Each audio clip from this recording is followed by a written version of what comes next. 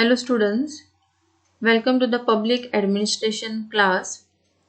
In this class, I am going to teach you the topic nature of public administration. The nature of public administration is having two views. First view is dealing with the integral view of the nature of public administration, and second is managerial view of the nature of public administration. So let's understand these two views in detail with regard to the nature of public administration. First one is integral view. Integral view is basically within. So here integral view of public administration, it means that it is including all the activities of the administration. So administration is the sum total of all the activities. Sum total of all the activities, it basically includes the activities of manual, clerical, technical and management staff of the organization, which makes administration. As we know that administration carries out its activities through different organizations which are formed by the government.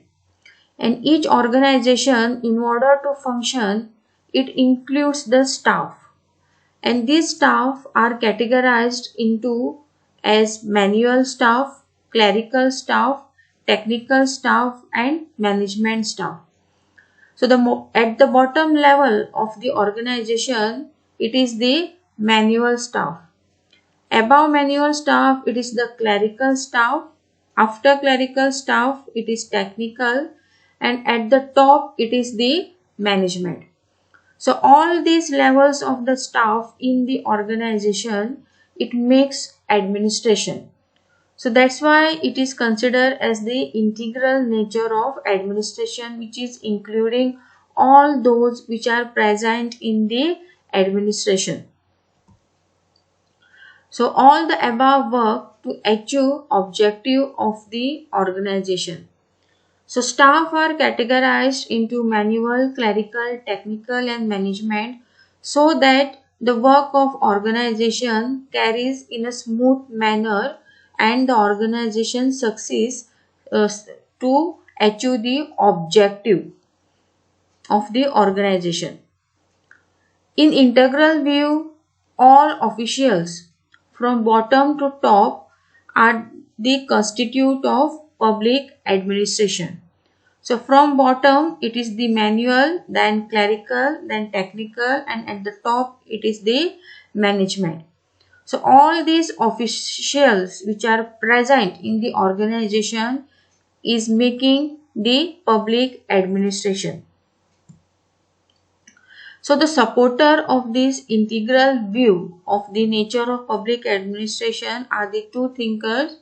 One is L.D. White and another one is Henry Fayol. So these two thinkers are supporting the integral nature of public administration. Next view is the managerial view. So managerial view basically consists of only the top level of the organization, that is the management.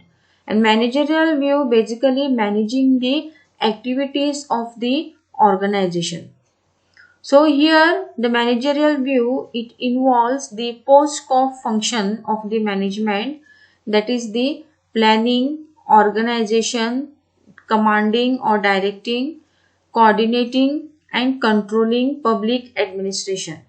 So managerial view is basically managing the activities of the organization and it is the top level officers of the organization. So top level management of the organization. This view concerns with getting things done and not doing things. So basically managerial view is looking at the things to be done in the organization.